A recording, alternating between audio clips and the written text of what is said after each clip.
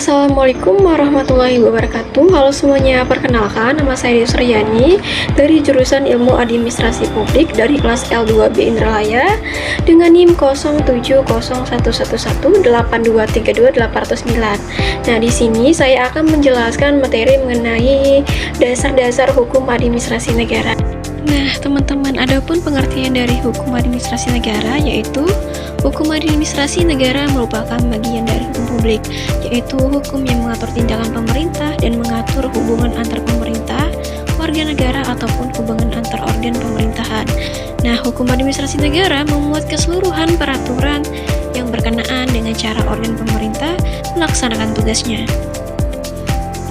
Sedangkan menurut ketentuan Undang-Undang Dasar 1945, kekuasaan eksekutif dan administratif berada dalam satu tangan, yaitu Presiden. Maka pengertian hukum administrasi negara terdiri dari 5 unsur. Nah, ada 5 unsur tersebut yaitu hukum tata pemerintahan tentang pelaksanaan undang-undang yang berasal dari kedaulatan rakyat. Yang kedua, hukum tata usaha negara tentang hukum birokrasi yang berkisar pada soal administrasi negara.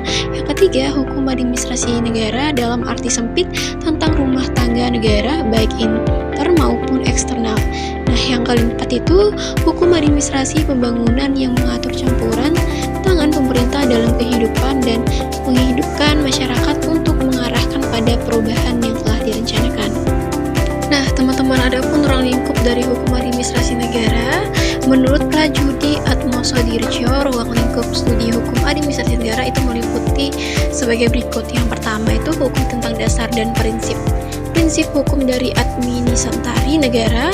Yang kedua, hukum tentang organisasi dari administrasi negara. Yang ketiga, hukum tentang aktivitas administrasi negara, terutama yang bersifat yuridis. Yang keempat, hukum tentang sarana-sarana dari administrasi negara, terutama yang mengenai kepegawaian negara dan keuangan negara. Yang kelima itu hukum administrasi pemerintahan daerah wilayah yang dibagi menjadi satu, hukum administrasi kepegawaian, yang kedua hukum administrasi keuangan, dan yang terakhir hukum administrasi material.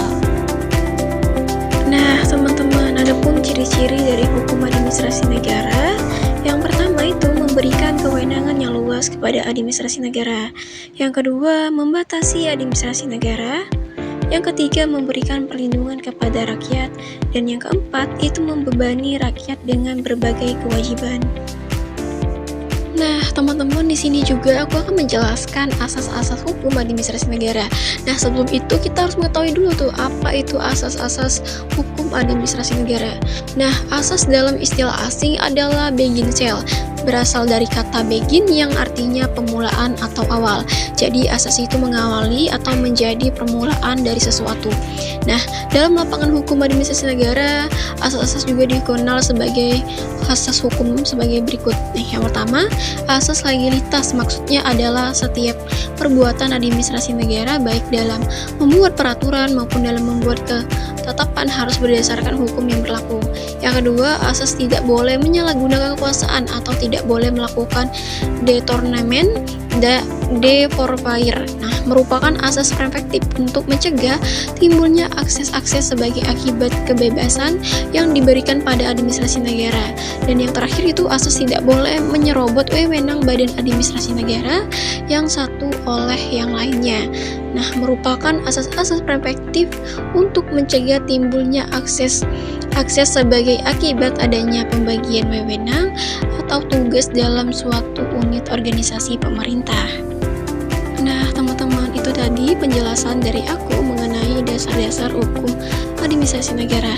Semoga ilmunya bermanfaat. Terima kasih.